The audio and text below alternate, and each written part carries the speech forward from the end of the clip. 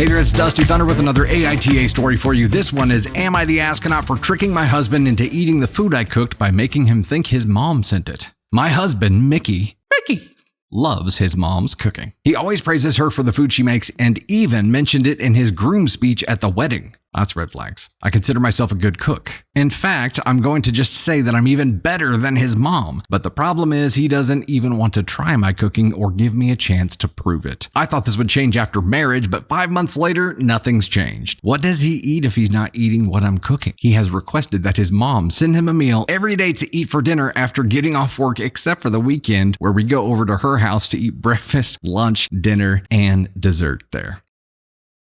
There we go.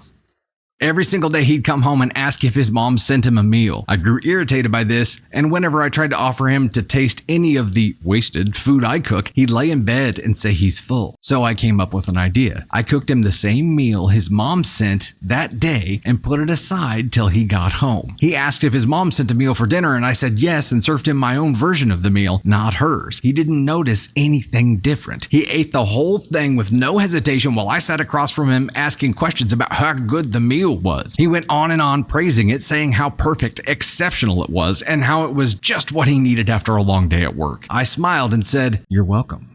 He froze and looked at me for a minute, looked down at the plate and then back at me and said, "Wait, you made this, didn't you?" I said, "With my own hand and from scratch." His face suddenly went red and he got upset and said this was not cool. I told him he never even gave me a chance to show him how good my cooking is and that he's probably just used to his mom's cooking and is rejecting any other alternatives, which is unfair to me. He said that I shouldn't have lied to him and basically tricked him into eating food that he has no idea where it came from. I said he liked it and admitted that it was good. So what's the issue? He got up from his seat, threw the napkin, and said that I was unbelievable and then walked out. He got quiet the rest of the evening and then posted about it on his Facebook in a vague post about being tricked into eating someone's food like that. I felt guilty and bad, thinking maybe I really shouldn't have done this, but I was frustrated with how he kept turning down every meal I tried to cook him and then say, "No thanks, I prefer my mom's food." Am I the asshole? We're just going to do this instead of words. We'll just be giving this, and this, and this, and this. Dude, okay. Here's my question. The question was, am I the astronaut for tricking my husband into eating the food I cooked by making him think his mom sent it? No.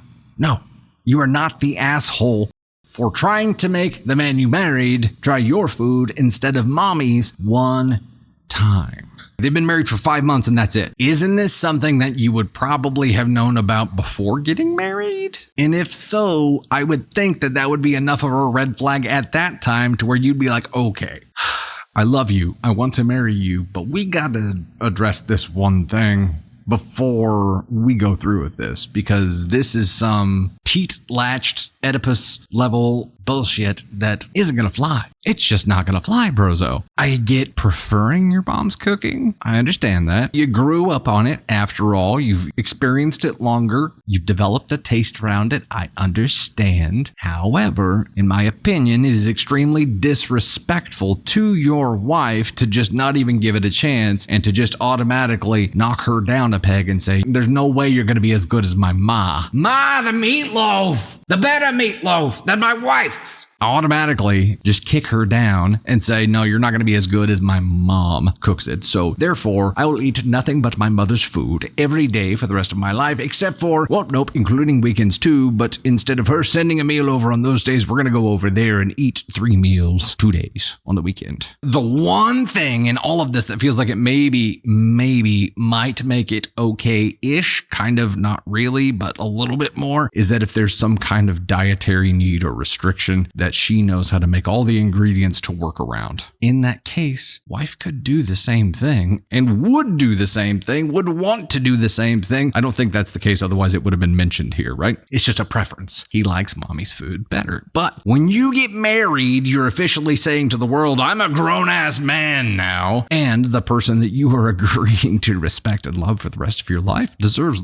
your respect and love for the rest of your life. This feels like misdirected love, does it not? It feels like love that should should be directed to his wife, an appreciation that should be directed to his wife that is only focused on his mom, like the Eye of Sauron that is just beaming with this intensity that is really awkward. And that's why I'm like, how did they get married in the first place? She had to have known about this in the first place, right? Surely. She has sent a meal every effing day for the 5 months they've been together and before. Unless he went directly from living at home with mom straight to living with his wife after getting married, which isn't unreasonable given this situation. I'm guessing mommy packs a lunch for him as well. Because if he is this latched onto it and won't even eat his wife's food, he probably isn't going to eat from anywhere else going out, which makes me think there's some kind of dietary restriction, but it would have been mentioned. This is madness, though. To me, this is extremely disrespectful. It is extremely juvenile, or there's something else going on. Like this could be some kind of psychological preference that really drills into an obsession in this area. There's something deeper going on here. I just don't know what it is, but it is enough of a red flag to where I would have expected OP to address this before agreeing to marry this man. There's no way that she didn't know it ahead of time, right? I mean, it's possible, but I just... NTA, this sucks. You're not the asshole for tricking him. I'll put it that way. You're a little bit of the asshole to yourself for not trying to dig into the root cause of this issue before getting married, because now you're married. And I get it. You married him with the, I just have to fix this one thing stipulation. That is not a good reason to marry somebody. It's not a good reason to be with anybody either. Thinking I can just change this one thing and everything will be perfect. Doesn't typically work out. I wonder what will happen given no change in this scenario at all. Let's say it keeps going exactly the way that it's going. What happens when they have kids? What food do the kids eat? That's going to be a disagreement. Thus, probably need to go ahead and solve this issue now. But yeah, his argument's gone. He has no idea where that food came from. More disrespect for your wife. He thinks you're getting ingredients out of the garbage behind Costco or some shit. I don't know. Might as well go ahead and hire her as the house chef now. But I'm guessing she's going to be overextending into other job descriptions as well. Just saying.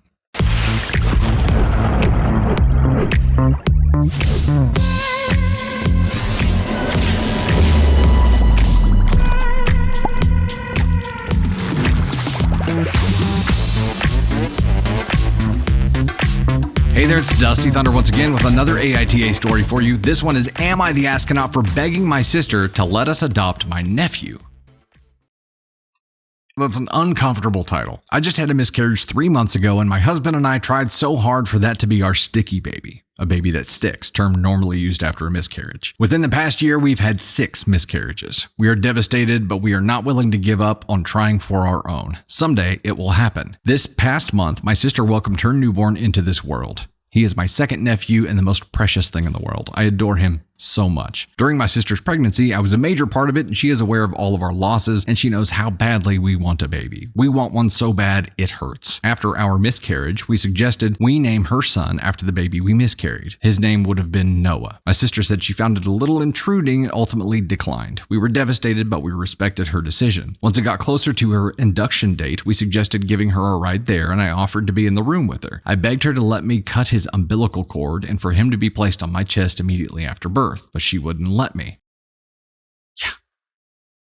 I felt such a connection with him since the moment I heard his heartbeat, and I feel like he is the piece of us that is missing and a child we lost. This past week, my sister has been telling us how hard motherhood is, and we offered to adopt him and treat him as our own. We want him so badly, and we love him to pieces. My sister declined and asked that I give her space and not contact her for a little while she gets her mind straight. We begged her and told her how much this would mean to us. She is currently struggling financially as well. My husband and I plan on calling CPS and an adoption lawyer to see what they think is best for him. And my family has since been calling and telling me I'm an asshole and to leave my sister alone. They also demanded we get help, but all I'm trying to do is get custody of my nephew. Am I the asshole? Yes. Yes, you are definitely the asshole. If there has been some kind of change in circumstances that has put this child in danger, that's when you call CPS. You don't call CPS because you think you can give them a better life and you think that this is the soul of the child that you lost.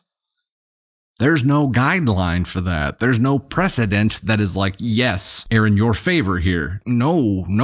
This is a ask on one offense immediately. And you have to understand, oh my goodness, you have to understand that your sister has handled this better than anyone else in the world would have, because what you are doing is going way over the line. The line was like 8 miles ago, and y'all are so far past it now that you can't even see it anymore. You've convinced yourself that this is okay. This is not okay. Reverse the roles. Put yourself in your sister's shoes. And I know that's going to be impossible for you to do because of what you've been through, and there's no way that you can't carry that through to see things without that filter. That filter is a part of your worldview now. It's an experience. It's a trauma. It's part of who you are now. I get that, but pretend for a second that you are your sister and your sister is hard selling you on trying to let them have your baby. Your baby. Not the baby that you were planning on giving up for adoption. Not a baby that you were planning on not keeping. A child that you brought into this world with every intention on loving and caring and raising. They are just like, we're pretty sure that this is our kid that we lost. He somehow just magically transported over to your body. He's in you now, and we can give him a better life. If you don't give him to us, we're going to, number one, keep badgering you about it. We're going to pretend to help, but we're only going to help so that we can get close enough to you to try to hard sell you on this and to get as many opportunities at bats as possible. And then if you say no, we're going to call CPS and get an attorney and try to convince a court of law that we can provide this kid a better life. And once you have pretended that your sister came at you with all of that, you can probably see that you are not just a little bit of an asshole, you are the maximum severity of asshole.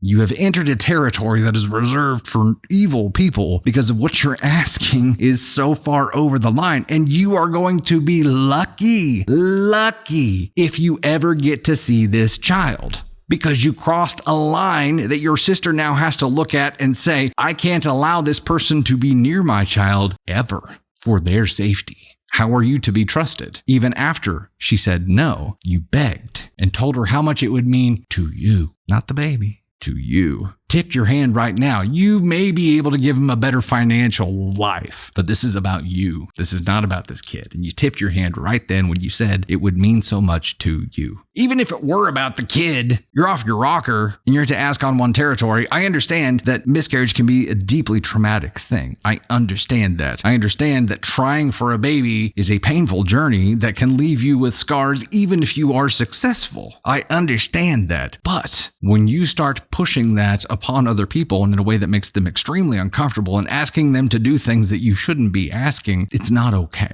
It is okay that you have those scars and your worldview has changed now. It is not okay that you abuse relationships and cross borders. Your sister handled this much better than anyone else could have, and I say that because she's like, could you give me a little bit of space while I get my head right? Instead of what I feel like most people would do in this situation, they'd be like, please check your mailbox for the restraining order that's on its way. Also, bye. No contact forever. And that's where this is probably heading, and maybe that's what her sister is doing, but she just asked for space so she could get her head right so that they wouldn't do something drastic. Ask on one, all the way. What the hell? This is not okay. And if someone asked us this question, it would have been an immediate no contact forever. And there would have been a restraining order. We would have tried for one, at least. Zero trust. And you'd always have to be looking over your shoulder for this person. And OP's husband is going along with this too. We don't know from what angle. It could just be like, this is something that his wife has latched onto so hard that he has no choice but to go along with it. He could be drinking the Kool-Aid here too. He could be all over it. The only solution to any of this for you, OP, is therapy. And tell your therapist all of this, and they'll have a pretty good idea of what they have to work with here. But this is not okay. And if you can't see that, you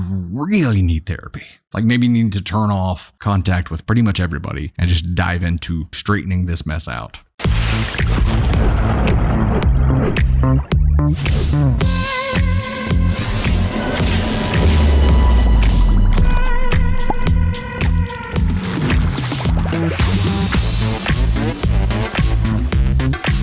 Hey there, it's Dusty Thunder again with another AITA story for you. This one is, am I the astronaut for kicking out a pregnant lady from my birthday party? I, 27 male, had a birthday party 2 weeks ago. My mother had planned a surprise party for me at my house since she has a spare key. She invited my 26 male cousin and his 26 female pregnant wife. I don't have anything against my cousin, but I do with his wife. For some backstory, my cousin used to live with me when he was in college. In his third year of college, he met his now wife. It was all fine until in his last year of college, his girlfriend moved in with us. For the first weeks, it was all right. But then she started coming into my room and stealing my money, which I confronted her about, and she said that she hadn't done it. This kept on for 2 more weeks until I kicked them out, and since then, me and my cousin haven't talked much other than in his wedding. Now back to my birthday party. Me and my cousin were catching up with each other. It was all going good until I said, "How has yours and your wife's life been after the wedding?" He was going to respond until his wife said, "Stop being nosy. That's none of your business." And I said, "Well, sorry." After that, I walked away as I was talking with my mom, and I saw my cousin leave to his car and come back in with a big balloon, and his wife said, "Listen up, everybody. I have an announcement to make. We'll be doing our gender reveal here." And I said, "No, you won't."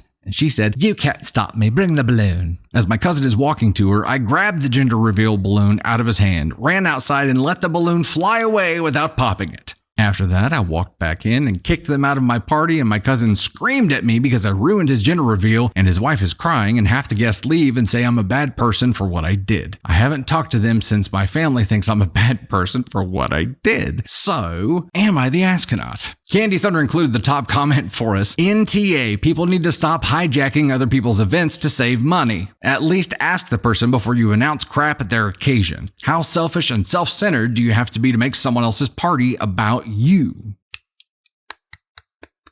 The top comment was on point, and I feel like it helped clarify for me because as I'm reading through the end of this, I'm like, was it too far? I mean, gender reveals are typically like a scheduled thing where people come over, like a birthday party, right? It's an event. It is not like a sideshow. They turned it into a sideshow, and maybe that was a money thing. Maybe that's why they did it. No matter what, I think the top commenter here that says, at least ask the person before you announce crap at their occasion, that is the thing that sealed the deal for me. And it was like, yes, okay. If it needs to be a sideshow and it's like a minor attraction at the main event, cool, whatever, you need to get permission to do it first and not just try to hijack it and then not be just a crazy bee about how you hijack it too and publicly argue with the person who's saying no. The person whose birthday party it was. If birthday boy has to speak up and be like, yo, you're being disrespectful, maybe you listen to that, you know? Maybe you do. Maybe you listen to that. So the question was, am I the astronaut for kicking out a pregnant lady from my birthday party? So that's what everybody's saying you're an asshole for? Because you kicked her out because she was pregnant? Not because she's a thief. Not because she's rude as F. Because she's pregnant. Well, you know, pregnancy isn't a license to do whatever the F you want. It's a license to do some things. Not this. NTA. Let's go ahead and make it official.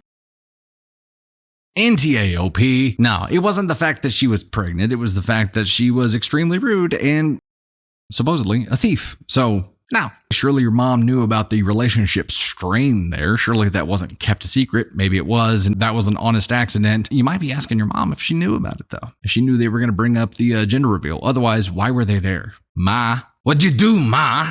Don't understand it.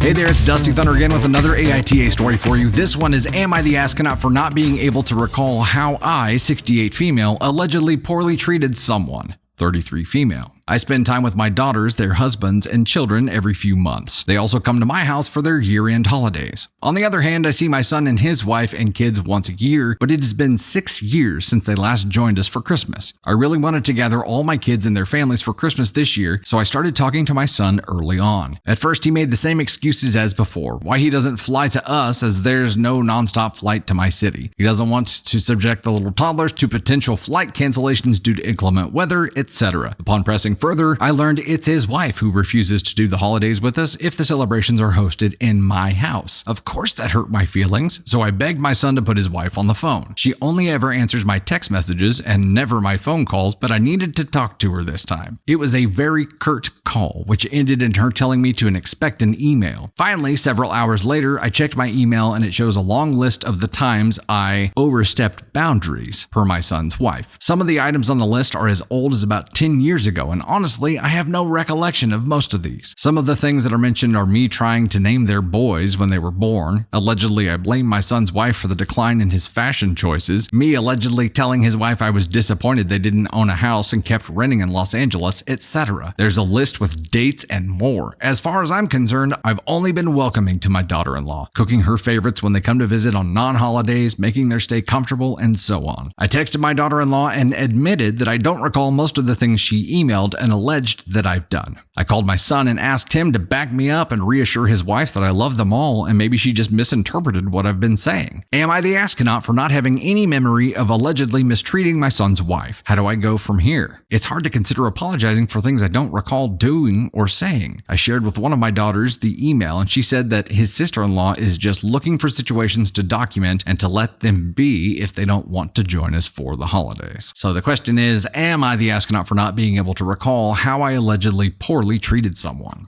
The axe forgets what the tree remembers. I don't know that that's the overall verdict or moral of the story here, but it is an important thing to consider. Yes, the aggressor typically doesn't remember the harm that they've inflicted to someone else. The victim in the situation, the person who feels the pain, they do remember. So this could be 100% legit, and she could be a very abrasive personality that, at least to his wife, comes across very harshly. Enough that it was worth documenting to her or remembering at least the year of, remembering when it happened up to 10 years ago. Those things were a big enough deal for her to remember and write on a freaking list. Now, jumping on the phone and not being able to communicate that and saying expect an email, like there's a part of this that I do not like about how the wife approached. I understand wanting to take your time and make sure that you don't say anything that you'll regret. I understand that. And I am a person who needs to process a response before I give a response, because if it's a delicate situation like this, I want to be sure that I'm saying what I really feel and not what just flies out of my mouth. Funny, because I'm live streaming reactions right now. You know what I mean, though. If it's a big deal, you want time to formulate your response. You want to make sure that you're saying the right thing. So I get that, but it just feels very standoffish, her behavior this whole time. The other big problem that I have with this is that if this was enough for them to basically go no contact with her for 6 years, so what she's mentioning was 10 years ago, so there was 4 years of BS that happened that forced them to go no contact, basically. So this son, OP's son, knew this was all happening, and instead of being like, okay, all right, Ma, here's what's going on, here's why we can't go, just made excuses. Nobody sought a solution here at all. Their solution was just to go no contact with her, and that sucks. I get it. Some people can't be changed, and abrasive personalities are abrasive personalities, and sometimes the solution is to just create distance and keep distance there. I understand. If OP is one of those people who cuts with words without even realizing what they're saying, then it's unlikely that she's going to change her behavior, and if it is that big of a deal to OP's wife, I get it. How they approached it kind of sucks. That's my only problem with it here. Here's my other thing for OP. If you can't remember doing it, and if it's not a big deal to you, and if you truly want to have a relationship with these people, what's the harm in apologizing for it? If you can't remember doing it, you could just as easily say that you don't remember doing it, but you're sorry. If that happened, you're sorry. Don't say that. That's going to suck. Just apologize. Just apologize for it. If you want to have a relationship with them, apologize. You got to eat your frog, swallow your pride here, and just apologize for it. And also be very careful around her moving forward, because if you do want to have a relationship with these people, you're going to have to adjust how you deliver things.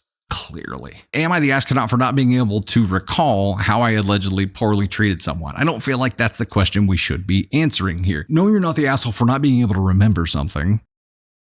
I think the best summary question here could be, am I the asshole for not apologizing for something that I don't remember doing in order to reconnect with my son's family and start a relationship with them again? And then it would be yes, you are the asshole for not apologizing for that, because there is a reward for it. There's no reward for not apologizing here, is there? I'm not seeing one. It feels like, now I look at it from that angle, OP's son in this case is trying to keep the peace in his bubble. That's it. He's not trying to keep overall peace. He's not trying to foster connections with anyone. He's not trying to keep a big, happy family. He's just trying to make sure and avoid war at all costs. And sometimes that means staying in his home country. You know what I mean? He knows he's got maybe a strong personality here with strong opinions. He knows he's got a strong personality here with strong opinions. And the best thing he can do is keep them apart. But man, it feels like the right thing to do is to try to find a way that they can have a relationship. Maybe that's not the case, but it feels like an everyone sucks here. That's the direction I'm going to take it, because it feels like everyone could do something better. Everyone could absolutely be doing something better and or differently. Everybody sucks here. There's a way to solve this. Everybody's choosing themselves.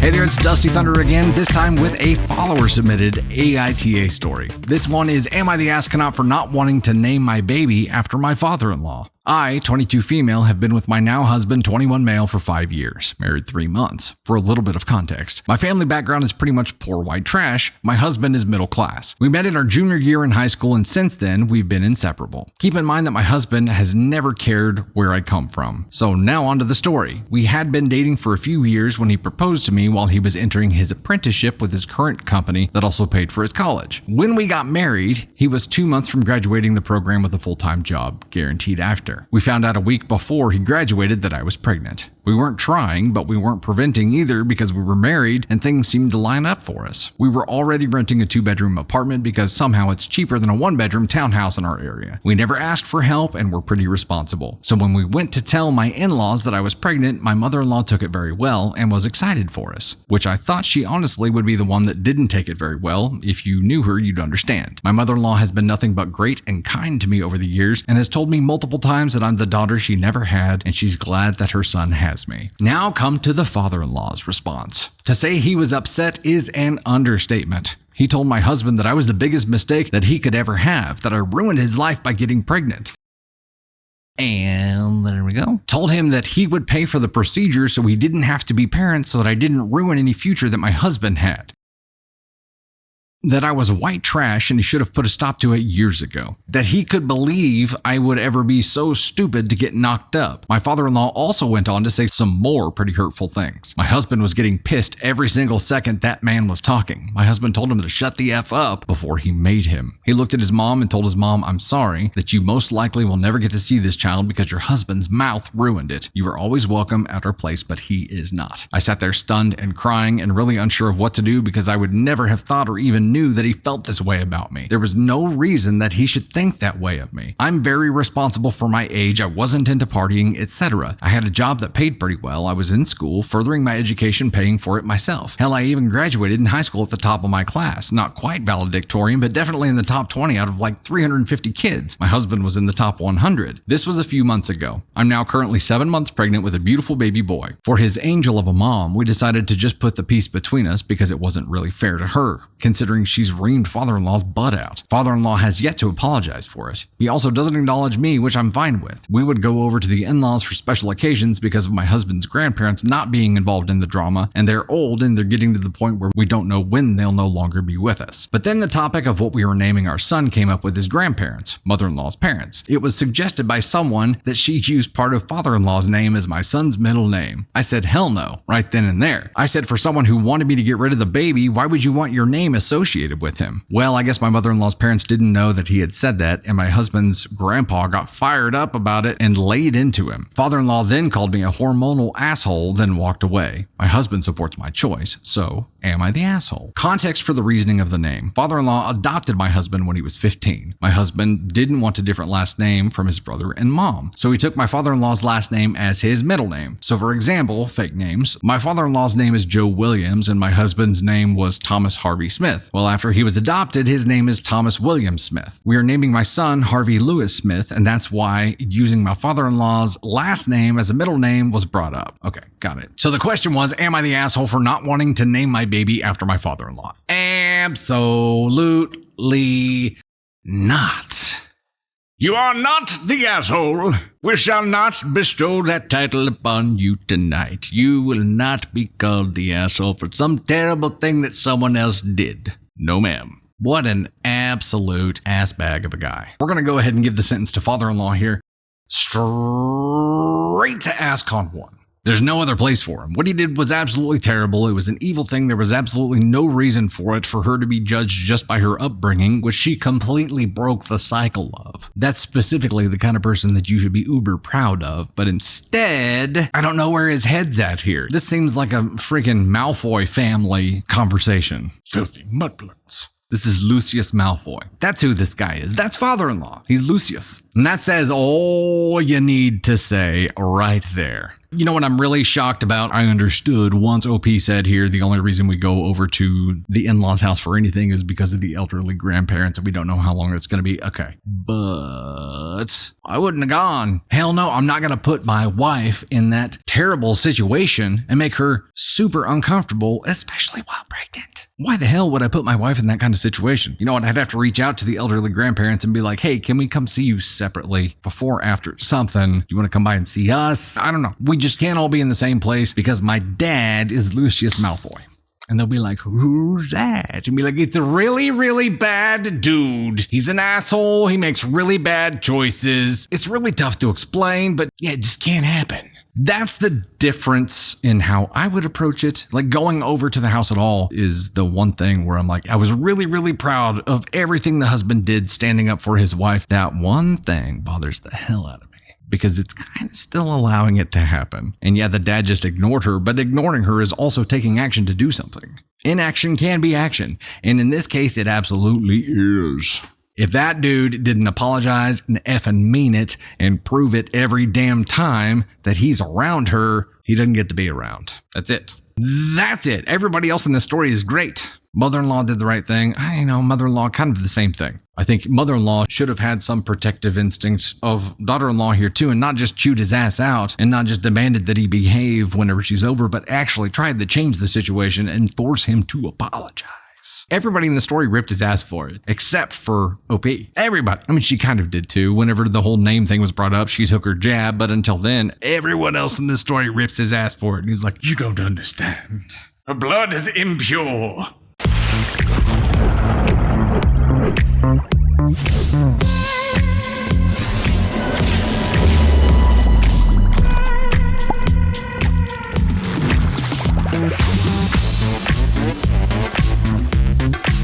Hey there, it's Dusty Thunder again with another AITA story for you. This one is, am I the astronaut for not inviting my sister to my wedding because she didn't invite me to hers? I'm 24 female and I'm getting married in a few weeks. 7 years ago, my sister got married and I was so excited. I talked to her about the wedding, what dress I'll wear, and if I could help her plan it, and she was always dismissive. And a few weeks before the wedding, she told me that it would be 18 plus. She said she wanted to exclude annoying kids and made this rule she can't make exceptions and all this crap. She also said that I was too young for the adult atmosphere and whatever. My 18th birthday was a week after the wedding. I was devastated and I begged my sister to let me come. I really wanted to be there and support her. My stepmom refused to go to the wedding as a result of all of that, and my dad almost divorced her over it, among other things. I eventually accepted it, and I told my sister that I would not invite her to my wedding. She scoffed and laughed and said I was being immature and I'll forget about it. My fiance's dad owns a massive yacht company. They rent out yachts, make repairs, and sell equipment. The wedding party will take place on a yacht, which can accommodate 200 guests. She asked me about the wedding and I flat out told her she wasn't invited. She said I was being petty and how hurtful I was, that her reasons were justified and it's in the past. To be honest, I feel that she just wants to be on the yacht and not so much support me. I told her she should have thought about that back then, and now she understands how I feel and that she's only jealous that my wedding will be better than hers. My dad called me and said I need to stop being petty and invite her, and our other family agrees. I told them no, and after some arguing, they respected it. My sister is being a bee about it on Facebook. Edit, a friend suggested I should make my sister delete all the Facebook posts and write an apology letter saying why it was wrong to exclude me from the wedding. I think that's cringe, but what do you all think?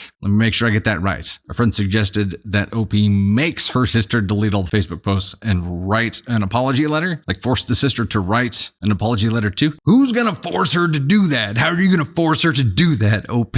Now, okay, I understand a lot of siblings are tit for tat. I understand that there are scores kept in sibling rivalries and sibling spats. Call it what you will. It just takes so much time and energy that I'm like, why? Why is this something that you would devote energy to? There's a lot better things to devote time and energy to, in my opinion. However, she was justified by not inviting her sister. Her sister made a decision that was clearly not logic driven and was specifically designed to keep her sister away. Otherwise, she would have explained that there were these other kids that she was trying to keep out. But no, she said, no, you are too young for the adult atmosphere, etc. She made it about her. So it was clearly targeted targeted, and she has every right to do the same targeted bullshit if she wants to. It's her wedding, and she's probably right. Sister just wants to be on the yacht, probably didn't give a shit until she heard that it was on the yacht. Just devoting time to this, it just bothers the shit out of me. But no, you were justified. I think the one thing that you should have done different here is when you guys talked about it, you could have left it at, no, I'm sorry, you didn't invite me, so I didn't invite you. That was the understanding. I told you back then I was going to do it. That's what it was. Instead, she was a little catty during the exchange. And this whole, should I make my sister delete her Facebook posts and make her write this apology letter? Okay. Number one, that's not going to happen. You can't force her to do that. Or are you saying to let her go to your wedding? She's not going to do that. I think you're giving yourself a whole lot more credit than you actually have when it comes to being able to force your sister to do things. You couldn't even go to her wedding. So we'll stop pretending that that's going to happen, okay? That's the part where it's like, I'm not just going to disallow you from attending my wedding. I'm going to take some extra jabs too. And that's where I'm like, okay, you're justified in your action and then you're going too far with it. So actually, I think we're here because they should have done it differently. You're not unjustified in your actions here. You could have just done the same thing and been done with it. It was the extra jabs and this whole thinking about forcing her to do embarrassing shit in order to attend your wedding isn't going to happen in the first place. But the fact that you're willing to do it and you're actually considering it makes you an ASCON 3 because you should have approached this differently. Could have been very simple and you could have prevented yourself from being any kind of asshole at all, but instead it's like you couldn't take it.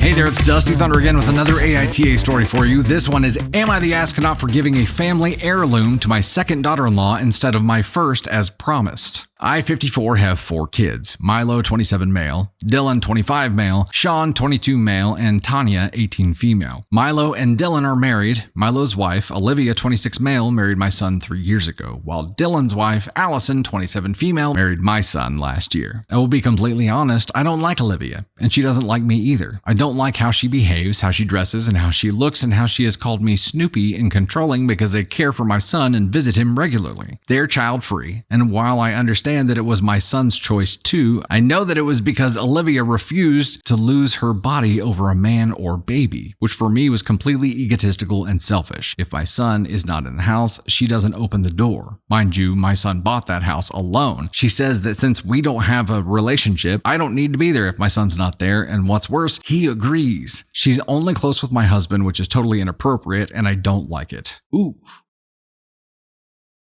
Allison is totally different. We're close. We share a lot of interests, and she does try to have a relationship with me. She's super sweet and caring, she's appropriate, and we can spend hours and hours together watching series, knitting, or cooking and having fun. She's appropriate. I feel like that's a phrase we need to remember here. Now, my husband's family has a beautiful ring that has been passed down for at least 200 years. It's supposed to go to the wife of the first son during their 5th anniversary. That's why it's mine. It's emotionally and monetary invaluable. I know it's supposed to go to Olivia, but she doesn't deserve it. She doesn't even know about it, and I think it's my right to give it to Allison since she's also the wife of one of my sons and will have children to pass it down. I made the mistake of commenting about it with my husband, and he went incredibly mad. He tried to say the ring belongs to his family and it should be Olivia's whether I like it or not. I tried to talk some sense into him, but he reminded me that while Olivia might not know about the ring, Milo does, and he'll be expecting the ring in 2 years. I said if we could offer to buy another ring for him, but he said no and called me an asshole. He said that if I don't give it to her, he will since he has all the papers and legally the ring is his. Am I the asshole? I think it's totally reasonable that the ring goes to Allison because she's still the wife of one of my sons.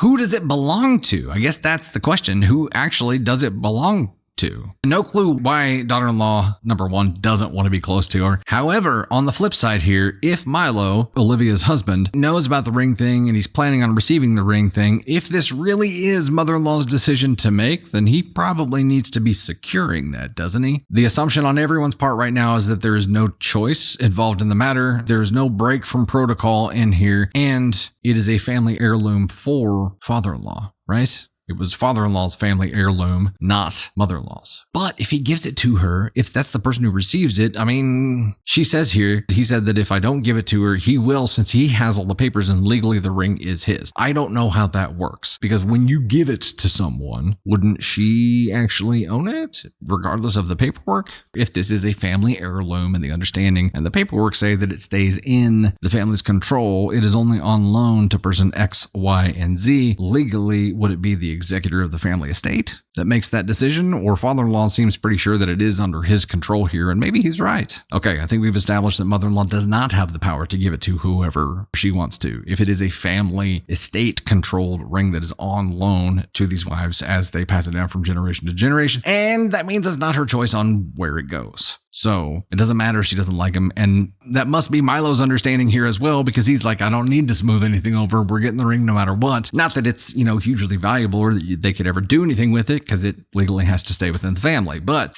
thinking that she can do that just because she doesn't like her, there's a part of me that hears what she's saying here and thinks, okay, if she believes everything that she's saying and she's really trying to look out for the best thing for the family and the ring, she could be saying, because of who Olivia is, I don't expect her relationship with my son to last that long. And I feel like how she's judging her is kind of in that direction. She basically describes Allison as Kirk Cousins' wife, but she clearly has them judged into different categories here. And that judgment could have something to do with her thinking that's not going to last and thinking there's a risk involved, more risk involved here than here. There's clearly an element of that. So I don't think it's all evil. That's where I'm going with it. Yes, it's the wrong decision. I don't think there's malice or evil behind it. I think she genuinely believes she's doing the right thing. She's really shitty about it. She says, am I the asshole for giving a family heirloom to second daughter-in-law instead of my first as promised? Now, so the question is, if she had actually gone through with it, yes, that would be a big problem, probably in the ask Huntu territory here. We'll go ahead and make that official. If she actually did do that, which is the question. The question is, am I the asshole for giving a family heirloom? Not thinking about it, not preferring to,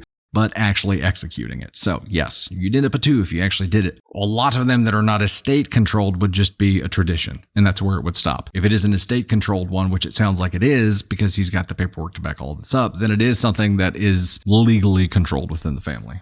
It sounds like an old money family. You know what I mean?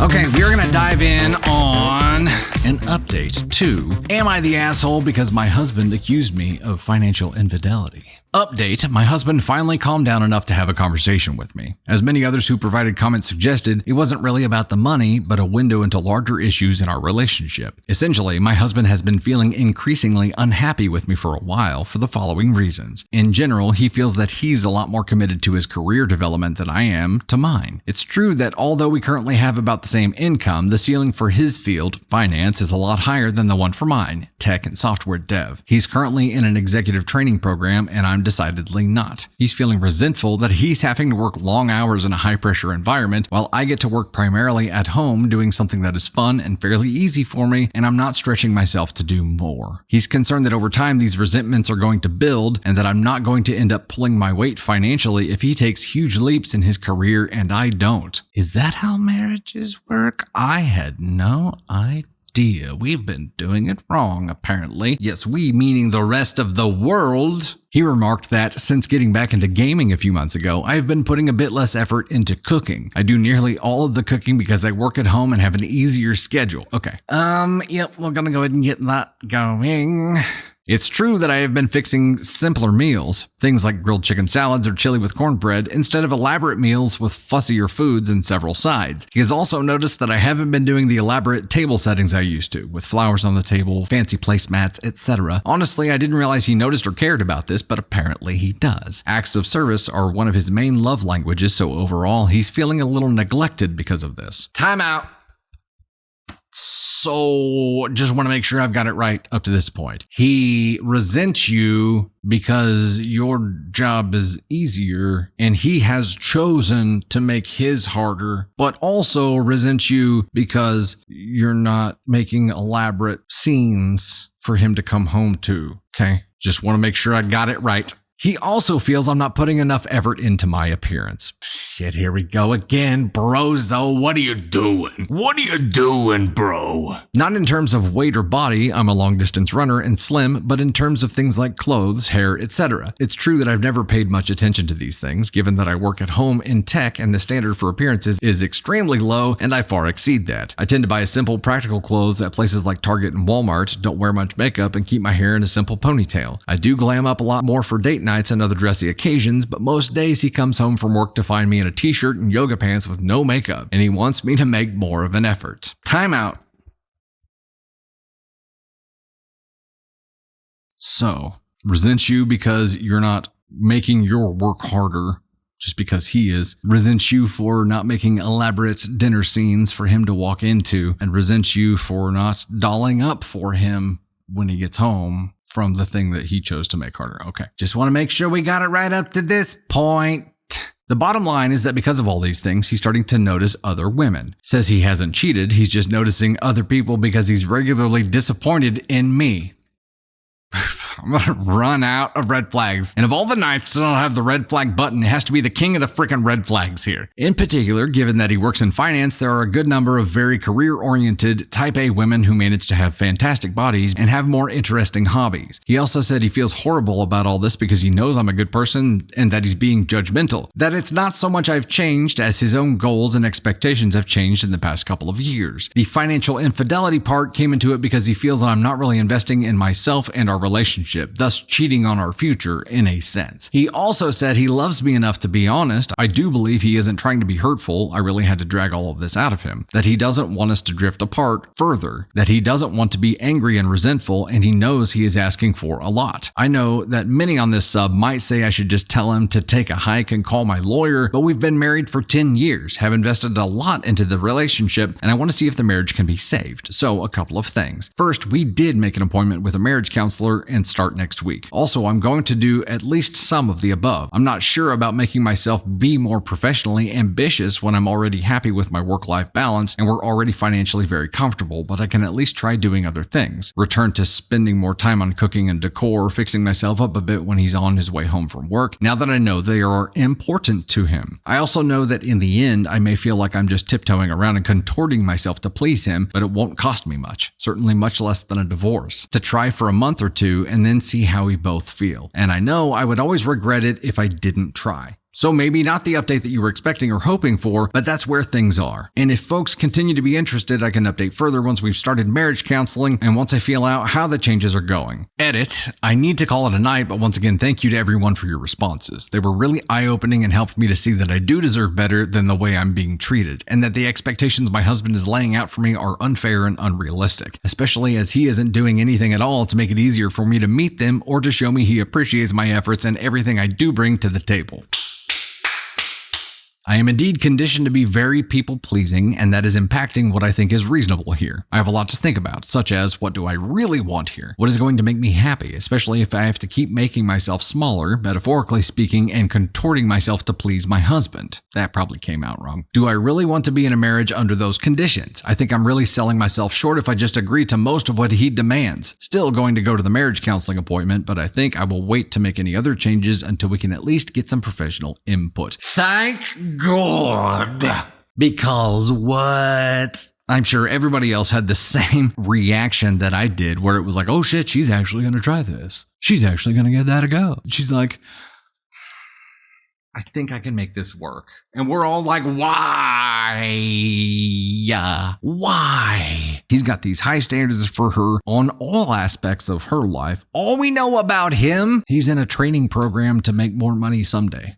And it takes him a lot more effort to do that than it takes OP to be where she's comfortable with work-life balance. To me, this is a huge gap in understanding or worldview about what success means. And as a married couple, it is important at some point to agree on what success means, because you can work yourself to death if you want to work yourself to death, and If financials are the only thing that determines success for you, if it's the Ferraris and the jets, cool, that's success for you. At some point in life, that may change to where time becomes your standard of success. OP talks about work-life balance. Balance is success for people. You guys view success completely differently. Success for him is going and making it rain at work and coming into an elaborate dinner setting and having you dressed to the nines as you walk in, remove the apron from all the shit that you just did, while also kicking ass at work and making it rain. But you get to do all the extra stuff when he gets home to welcome him because he's the man, apparently. Like, there's nothing else. There's nothing else in here that's like, this is what I really want. And I understand you had to pull that out of him, but were you not alarmed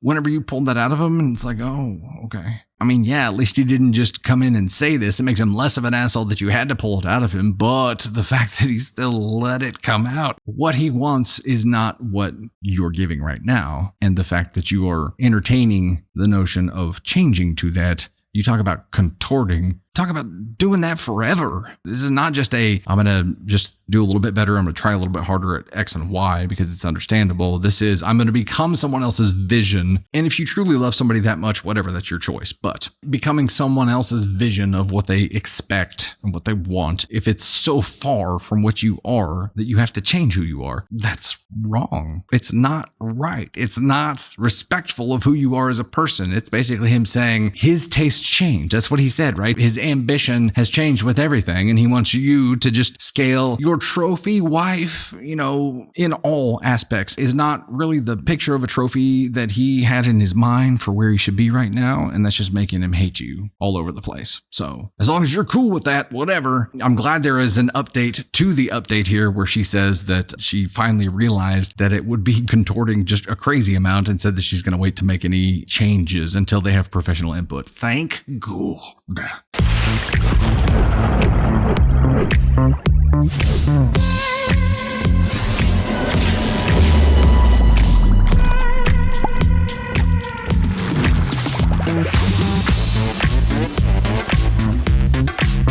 We have an update for the Am I the Butthole for Refusing to Take Over My Wife's Household Chores story. Let's dive in. So it turns out my brother-in-law is pretty active here. Hi, Rob. So my wife confronted me after discovering my previous post, and I want to share the outcome of our conversation. I made a mistake by assuming she wasn't or was barely struggling with her pregnancy due to a lack of open communication. She rightfully called me out for dismissing her feelings in the past, and it hit me hard. We had a 2-hour conversation where she expressed her experiences and challenges, and I realized how wrong I was for assuming she was okay when she wasn't. Thank you to all the moms who commented under the original post too. It really shocked me. We've also discussed our vision for parenting, and she has made me aware that prioritizing work would mean minimal time with our child. This resonated with me as I grew up with an absent father and really strongly don't want the same for my child. We talked about tasks she could comfortably do, considering her physical limitations like washing dishes and folding clothes while sitting. In return, I agreed to help with everything else, such as mopping, gardening, cooking, making the bed, and doing laundry. I realized that rigid roles in the household were problematic, especially with a baby on the way. We need to be flexible and support each other as needed. To those who called me out for appearing sexist, it was never my intention. This situation stemmed from a lack of communication and empathy on my part, which I now recognize. I promised to her to learn from this experience and be a better partner. Also, not an excuse, but I have been so obsessed with work these past few months as I just got a promotion. And I think that's why I've been so blind. I know for a fact that my children would suffer, and I'd live to regret it. I apologize profusely to my wife because holy shit was I an idiot. We considered hiring a nanny, but my wife isn't comfortable with the idea yet. Instead, my sister will help out occasionally. To actively participate in parenting, I will take paternity leave in about a month. It's the bare minimum, but it shows my commitment to being more involved and supportive. Lastly, we're thrilled to announce that we'll be welcoming a baby girl into our lives. I want to apologize deeply to my wife, the Reddit community, and anyone else affected by my previous post. I've learned valuable lessons about communication, empathy, and understanding during this transformative time. Thank you for holding me accountable and offering support and guidance. Also, holy shit, I got cross-posted on Am I the Devil? That was a wake-up call, man.